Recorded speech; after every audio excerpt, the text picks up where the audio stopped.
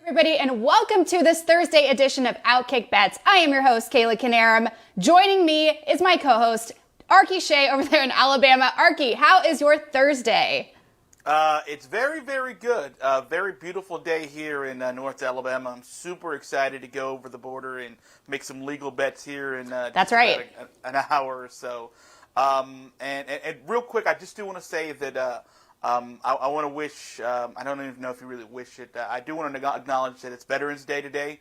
Yes, and I do thank want you. to send out a thank you to any of those who are watching this at some point who have sacrificed time and effort and energy and brain power and have decided to serve this country with great esteem. And we really wouldn't be with what we are without men and women like you. So thank you to all the veterans who have served this country so proudly. I am going to echo everything you just said. Thank you for bringing that to our attention. And yes, thank you to all of the veterans who have made the ultimate sacrifice. We can never repay you. So thank you for that. We're going to kick off today's show. Holy football Batman. We are going to talk all things football today, including the latest breaking news, which is that obviously we know Sam Darnold is out for Carolina with a fractured scapula. And guess who is coming back to the Panthers? That is none other than Cam Newton. Who says you can't come home, Arky? Not Cam Newton, apparently. I actually love this. I love this. He was obviously drafted by the Panthers, was with them, and he was drafted, in 2011, was with them through 2019 before heading to New England, where obviously Mac Jones was taken over Cam as QB1 this year. So, Cam, returning to Carolina, your thoughts?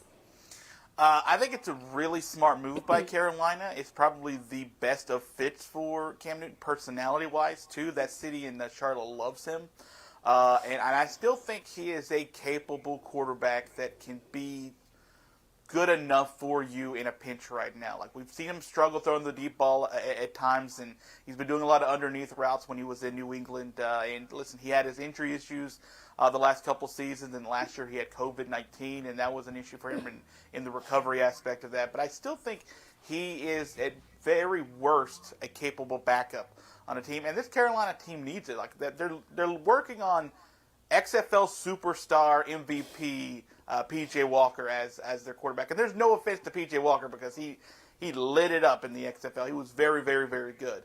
But there's a different gravitas to Cam Newton, and if you listen to what Matt Rule said after the post-game press conference last week when they just got shellacked by the Patriots and Sam Darnold made a couple of unfortunate mistakes, Matt Rule was very, very upset with the quarterback play, and usually you don't get quarterbacks being called out by their head coach, and he was after that game. So I think Matt Rule is not necessarily wanting to make a change, but is wanting an immediate help because he knows that team still technically, with a whole bunch of football left, half the season left, can still do something, and they need some kind of influence like Cam Newton.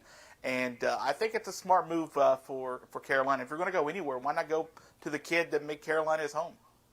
Right? I actually don't know the answer to this question, but do Carolina fans like Cam and embrace him, and do they miss him, or was it like, were they mad when he left? What's that temperature like? They love him. He was the MVP there, the 15-1 season. That got him to the Super Bowl. Yeah, Cam's a very much an out in the community type guy in Charlotte. He's a very charitable young man, and he is someone that's beloved in Charlotte. So I think this is a great move, and it's going to look really good for the organization. And football-wise, I think it's going to be all right for them. Charlotte's not great, and Cam Newton's not going to make them a lot better. But you need another quarterback, and it's the time of the quarterback injuries, and Cam Newton was available. He's a good pickup. He is. I like this. Speaking of, this was brought up pre-show. Over/under that he will wear a hat to the game this weekend. Over being yes. So the yes, I'd probably put it at minus 60,000, right? Like, he's definitely going to be in a hat at some point this weekend. And obviously he's not playing this weekend, so we can't count the helmet. But he will be with hat, yeah, absolutely. When he returns, he will be wearing a hat, probably with a feather in it.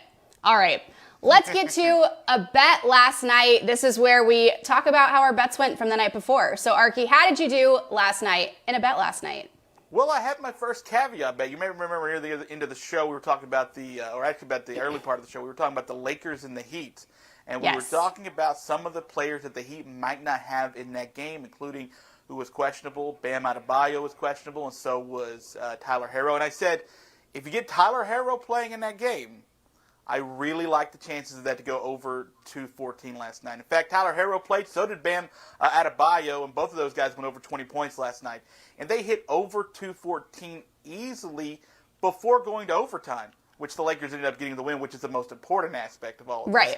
But more importantly on this show and for my pocketbook, the over 214 did hit because Tyler Herro played, and he played his butt off.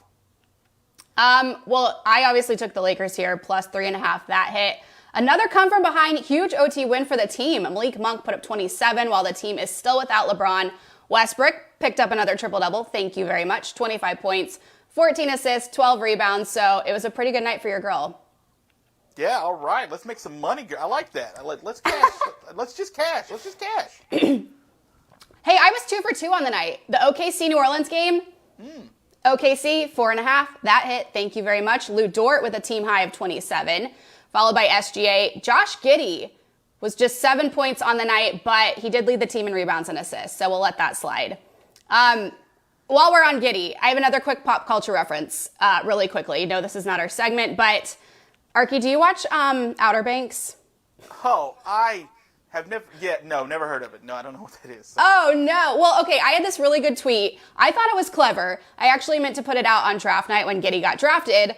But I saved it and I tweeted it for the Lakers game. And I just said that I thought he was great in Outer Banks because Josh Giddey and Chase Stokes, who plays John B., look so much alike, and absolutely no one got it. I think it got 2 likes, and I was really upset because I thought it was a great tweet. And it was in that moment I realized that not enough women follow me on Twitter. It's the worst when you have a fire tweet you think and it's very little response. It's like, what are we even tweeting for? Come on, that deserves so much better. I thought so too. All right, how'd the rest of your night go? Maction was great. Remember, like we saw that the number in the Toledo Bowling Green game got really low, got down to like 49.5. But I said, I don't know why it's so low. We should be taking that. They had 45 points in the first half. All right, so that thing went easily over for us, and we were able to get over on that. And Kent State, I said, I don't like 70s, mid to high 70s going over. Yeah. But screw it. Let's go to the win. Let's do the Maction. They easily went over the 75 in that game for Kent State. So, folks, we did real good with the Maction. More overs than we can shake a stick at. Like that. Well, speak for yourself, because I took Kent State, and wow, that did not hit. You win some, you lose some, as we know. That's why it's getting, like, no one's 100%. Some of us are like 97%. Betting keeps us humble. Yes, it does. It does. All right, moving on to our game of the day, that, of course, being Thursday Night Football. The NFL is back. All of these lines are, of course, according to FanDuel Sportsbook. The Ravens, 6-2. They are 2-1 on the road at Miami, who is 2-7, 1-3 at home, losing 6 of their last 7. The Ravens top the AFC North, while the Dolphins round out the bottom in the AFC East. We've got Baltimore as a slight favorite, minus 7.5 with the total here of 49.5. Arky, how are you going in this game? So Baltimore 7.5 is a pretty strong number for them, and it kind of makes sense because if you look at how good Baltimore is, like they're tops of the league in all the offensive categories, right? They're really prolific offensively, and you kind of like that matched up against the Miami defense that is terrible. It's actually a terrible defense. So you kind of see where the number makes sense, especially when you look at Miami, and we don't know who the quarterback's going to be yet. Is it going to be Tua Tagovailoa, who was out last week? Yeah. Or is it going to be Jacoby Brissett, who started? The reports early on, and we won't know until probably a few hours before kickoff, that they're leaning toward Jacoby Brissett, but they're leaving the door open for Tua in his pregame workout to possibly be the starter. So until that gets solidified, I'm not sure if I like the spread because this will be the highest spread Miami has had to deal with this entire season. Baltimore's dealt with 7.5 already 3 other times, and they failed to cover each and every single time. And that's including against teams like Detroit that they weren't able to cover 7.5. And we know how really good Detroit is. They're not. So the numbers point to Baltimore being able to cover that spread. I kind of like it if I buy the half a point and get back to 7. But last week I wasn't very comfortable with the double-digit road dog either, and it didn't work out for the Jets, and they were super, super bad. I think I'm going to lean with where my heart makes the most sense, and so does my brain, that the Ravens are able to cover on the road in Miami minus 7.5. It's the only thing I kind of like out of this game, other than I will throw out a couple of props real quick. Anytime touchdown scorers, I'm going a little conservative this week. I'm going Lamar Jackson. I'm also going Marquise Hollywood Brown, and I'm going Mark Andrews. All three of those guys, the last two will get you a little bit of plus money on it. I get all three of those guys, and I may even parlay it too to have a little bit of fun with it. But there's not a lot to love about this game other than maybe the spread itself. What do you think? Well, as a Chiefs fan, I'm going to admit this. I'm threatened by the Ravens. I don't like them. I hope they lose. So I would love nothing more than for them to head down to the 305 and get it handed to them. But I'm also realistic, and unfortunately the Dolphins, well, they're terrible. So that is a unlikely scenario to happen. As you said, Tua is also questionable with that finger injury. So I don't like doing this, but give me the Ravens minus 7.5. And I think I'm also leaning the under here as well. The Dolphins are in the bottom 5 in the league in scoring, and the Ravens have averaged just 23 points in their last 3 road games or home games this season. So yeah, give me the under and give me the Ravens. Yeah, the under is an interesting play. Like I see teams go play Baltimore and score more than I think they should. Although this is the worst offense over the last month or so that the Ravens have had to be able to have their defense go against. So, I mean, yeah, this could easily be like a 27-10 type game. I could see that. Yes. Sorry, I meant 23 points in their 3 road games for the Ravens, just to clarify. Yeah. All right, let's head to our spotlight matchup. It is TNF CFB style. How do you like that? North Carolina at Pittsburgh. North Carolina is 5-4. Pittsburgh 7-1, first in the ACC Coastal. We've got Pittsburgh favored by 6.5 with a total here of 72.5. Arky, let me know. What are your thoughts on this one? This is another one where, like, the points, like, there's just so many of them, and I get it, right? I totally get why the number it should be that high. Like, if you look at both of these two teams' offenses, they're on fire. Like, it's so hard to stop these two, especially if the other team doesn't have a great defense. Like, Pittsburgh got slowed up a little bit on defense by Clemson, but Clemson has a great defense. North Carolina does not have a great defense. In fact, they're 45th in the country in scoring defense, and that's technically the best team in this game as far as scoring defense, because Pittsburgh is 111th in scoring defense.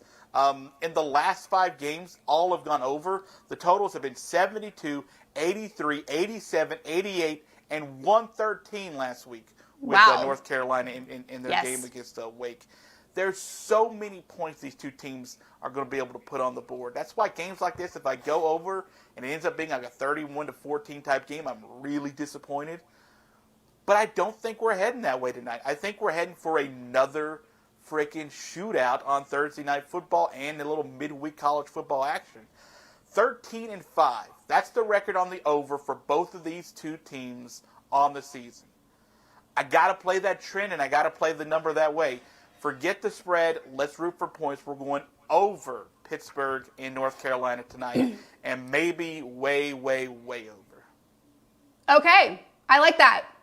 I'm going to start with UNC. They got that big win over number 9 Wake Forest last weekend, as you just said, with a total of 113, which I'm definitely going to keep in mind, and played number 11 Notre Dame within 10 the weekend before that. So all this to say, they are hanging with ranked teams, and Pitt is lower than both of those two mentioned above. Sam Howell is 22nd in passing with over 2,400 yards and 20 touchdowns. UNC is averaging 38.9 points per game and allowing 33.4. The Tar Heels are 4-5 against the spread this year, and they have only lost 1 game this season as the underdog. And as far as that crazy total of 72.5, well, not so crazy because they have exceeded that 5 times this season. Now over to Pitt. I know, crazy. They have no ranked team wins or losses on the record, but Their 2 losses were very close with their wins, and their wins have been dominant, so that's something to keep in mind, including last weekend over Duke, 54-29. Panthers quarterback Kenny Pickett is 5th in passing with over 3,100 yards, and he's 3rd in touchdowns at 29. So Pitt is putting up an average of 45 points per game. That is an average of 45 points per game. That is wild. They are allowing an average of 22. The Panthers, like their record, are 7-2 against the spread. And in 5 times they have been favored by 7 or more. They have covered 3 of those. So they've also gone over the total for this game 4 out of 9 times this season. I think these are 2 solid teams, but one is obviously better than the other. That's why I'm going to take Pitt -6.5. But I can totally see UNC sticking around in this game. I'm also going to be wild here, Arky, and take the over because these 2 teams, yes, have shown us that they aren't afraid to put up points, especially with Pitt being a top-ranked scoring offense. And again, that average of 45 points per game is going to do it for me. So that's where I'm going with this one. Yeah, I like the over, obviously, because we just sort of give all the numbers and the statistics why, and I think it makes all the sense in the world. The spread, I just can't find myself touching. When there's this much offensive firepower on both sides, like anything can happen. Just anything can happen, and that's why I'll stick away from it. But I won't root against you. That's our pact. I will not root against you unless we're directly opposed in a pick. So I will root for the over with you, and then hope you make a little money on the spread. I don't love the pick. It scares me a little, but I'm going to take it anyway because that's why we're here. Hey, listen, if you're not feeling a little bit of a tingle, and a little bit of a sweat on your pick, are you even making money and having fun doing it? If your dreams don't scare you, are they big enough? I don't know. That's right. Come on, girl. Let's head over to our hot games of the weekend. We've got, first up, number 1, Georgia, 9-0, of course. At Tennessee, 5-4. They would fit right in with the AFC West, by the way. All right, Tennessee is the underdog here, obviously. 20.5 points. Total sitting at 56.5. I'm just going to say Godspeed to Tennessee, but Arky, take it away. How are you betting this one? The 20.5 is a really, really interesting number because if you just sort of logically think about how good Georgia has been this season, they have kind of destroyed all of their opponents, no matter where they've had to go to do it or in what style they've had to do it. But Tennessee is the best, most explosive offense that Georgia's had to play this season, period. This is the best team that can possibly battle offensively so far for the Georgia Bulldogs. So the spread does worry me a little bit, and that's why I sort of pay attention to the total, because we are going to be in Knoxville for Rocky Top Up for this game. It's going to be a phenomenal atmosphere. That place is going to be juking, jiving in and having a grand old time. I think it's going to be a super, super lower scoring game than what this is being projected, because I think if you look at Georgia and the way their defense is sort of built, they're built to stop the run and also everything else, but they're built to stop and dominate up front. And I think that's going to be able to get to guys like Hendon Hooker, the quarterback for the Tennessee Volunteers. I think it's going to make things difficult for that offensive line, who has still got some holes in it. I think Georgia does well when they control the ball and the clock with the running game. They average nearly 200 yards a game on the ground. Tennessee gives up 150-plus yards on the ground, which is not great. So I think Georgia tries to keep that Tennessee offense off the field for as much as possible, and we're going to slow play this game for Georgia. And I think Georgia slowly but surely starts to milk that game away. And I think I'm going to go under 56.5 for this game. And I think Georgia's been that good, that dominant on defense. I'm going to stick away from the spread, but the total, I like Georgia salting this game away for a while. I think I'm doing literally the complete opposite of you. Really quick, I will say the Mizzou-Georgia game last weekend was not the bloodbath I was bracing for. I think we got off easy with a 43-6 game, and Georgia didn't cover, so that was exciting. The first quarter, that was super promising. 7-3, I got my hopes up, but that's not about Mizzou. This is about Tennessee. Looking at the stats, I was shocked to see that Stetson Bennett has only thrown for a little over 1,400 yards and 14 touchdowns. Obviously making up for that in rushing yards, but then I saw points allowed. Arky, any guesses on the average number of points Georgia is allowing this year? I know the number, so I'm going to say 200. 6. Yeah, it's nuts. 6. It's nuts. Yeah. That is insane. Hello, defense. No wonder they're 9-0. It all makes sense. Also interesting, Georgia is averaging 38 points per game. But get this, so is Tennessee. So the Vols are also riding high after that epic win on the road over ranked Kentucky last weekend. I think Tennessee is at least going to make it competitive, unlike some other teams we've seen recently. Won't mention any names. 20.5 is a good number, and I'm also going to take my chances here, and I'm going to take Tennessee plus 20.5 to make it fun. I'm also leaning the over, just because Georgia's dominant. Seems like they have exceeded that total. They have exceeded that total 56.5 twice. Tennessee, on the other hand, has blown past it in 5 games. So with that said, give me the over. Let's have some fun. Let's make it interesting. Okay, we are definitely oppo on that one. All right. I don't hate the plus 20.5 though. There's a chance Tennessee keeps this within 3 touchdowns. I think they're going to stay in the game. I think they're going to put up a fight. All right, next up we've got Browns at the Patriots. Browns 5-4, Pats 5-4. Cleveland, slight underdog at 1.5. Total here 45. Arky, who do you like? I like the brand new and improved no OBJ Cleveland Browns in this game. I think we get so caught up in the Baker Mayfield OBJ storyline that we forget this team is actually pretty good, right? Like they're actually pretty significantly good on defense. They're more than above average when it comes to offense. New England, despite the victories, and they all count, absolutely, won't take them away, but they went to a rookie head coach in the Los Angeles Chargers, and Bill Belichick crushed his rookie head coaches a couple weeks ago and won that game. And they went to Carolina, and Carolina, even though I thought they would keep it closer, did Carolina. They slowly but surely got away in that one, including a pick six of their own to sort of help that spread. It's still, that offense isn't great. Mac Jones has thrown for like 50 yards in the last game. Like, it's kind of regressing a little bit. And I think this is a nice little breakout spot for the Cleveland Browns, who are going to a New England team that's only won 1 game at home this season. That's it. Just one game at home. That's all, folks. Yeah. Yeah. So the fact that the spread's this low for a road team like Cleveland, I think is free money for us to take Cleveland -1, 1.5, 2, 2.5, 3. Get it 3. I think they go in and win by a touchdown. Okay. I previewed this one the other day in a game I was looking out for, and guess what? I still am. Baker versus Mac and Chubb. Don't forget your joke. Losing my voice again. The Browns enter the game coming off that big win over the Bengals, while the Patriots are looking to pick up their 4th win in a row, but just their 2nd win at home, as you just said. Same record, very similar in stats, so I'm expecting a good one. I said it on Tuesday. I'm rolling with Cleveland until they prove me wrong, so I'm going to take Cleveland at +1.5.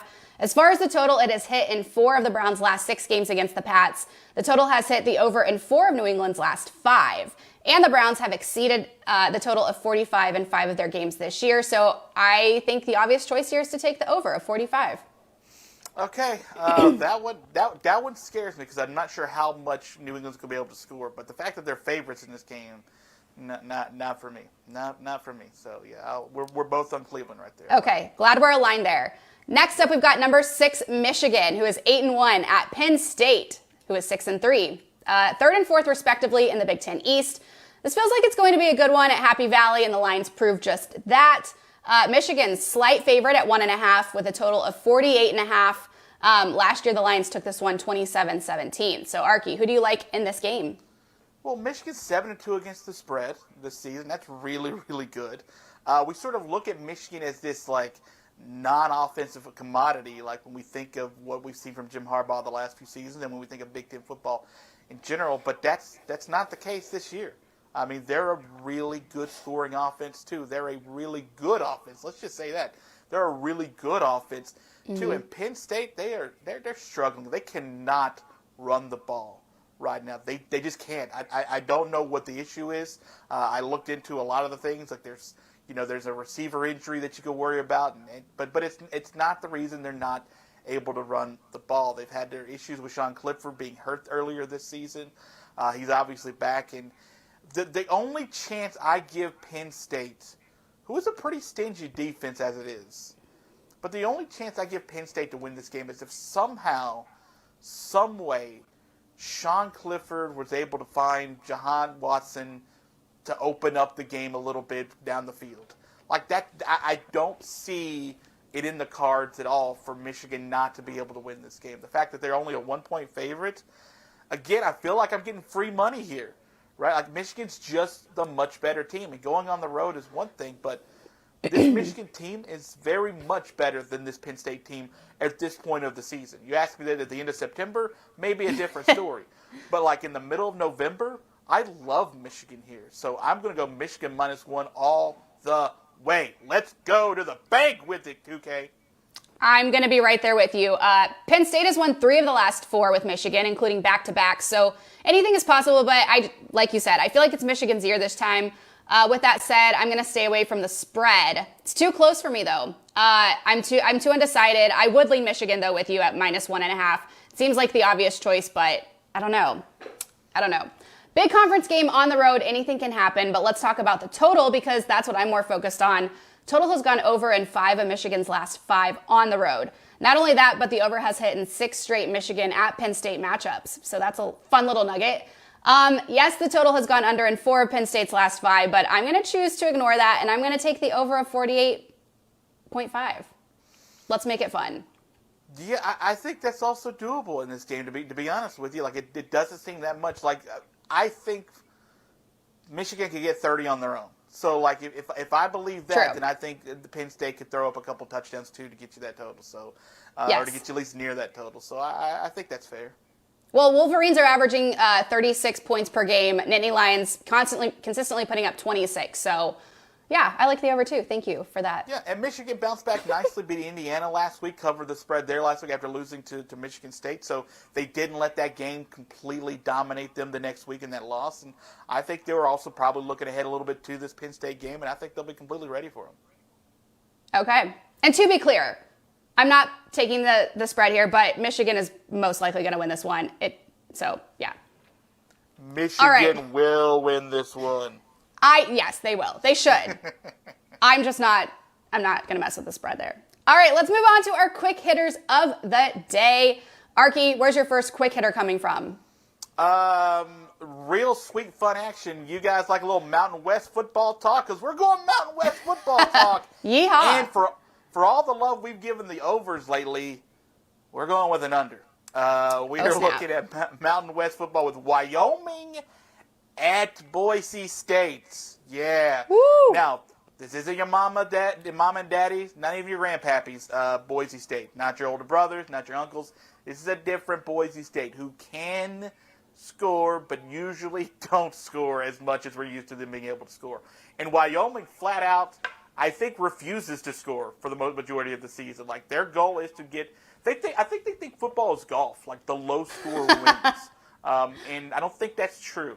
Both of these teams are statistically not very good on offense. I think Boise is like 117th in the country in rushing the ball, and 77th in total offense. So Wyoming is even worse. Or they're about mid-50s when it comes to the total yards, but they don't score. And the fact that we're getting it up to 48.5 for a total, that thing should be like at 40. So that's also another good sign for us that we're getting more points than we should be getting. And we got them a couple times last night. Let's go ahead and hit those sportsbook for it again. Let's go under 48.5. And I think that's a Friday night game tomorrow night in Boise. It's going to be nice and low scoring. Love it. I'm going to take a quick break from football really fast to head over to the NBA for my first quick hitter. Heat at Clippers. Miami, the 2.5-point dogs, total here 214.5. Monday, the Heat were 7-2, and now they're 7-4, coming off back-to-back losses to Denver and the Lakers. And they'll be coming off a back-to-back heading into tonight's game. They have also dropped to 5th in the East. The Clippers, meanwhile, have won 5 straight after blazing the trails on Tuesday. See what I did there? And it stands. The Clippers will be without Kawhi, and the Heat are still playing hurt and continue to be without Oladipo, Markieff Morris, and Jimmy Butler. Butler's Miami's leading scorer, so that's definitely going to hurt them having him out.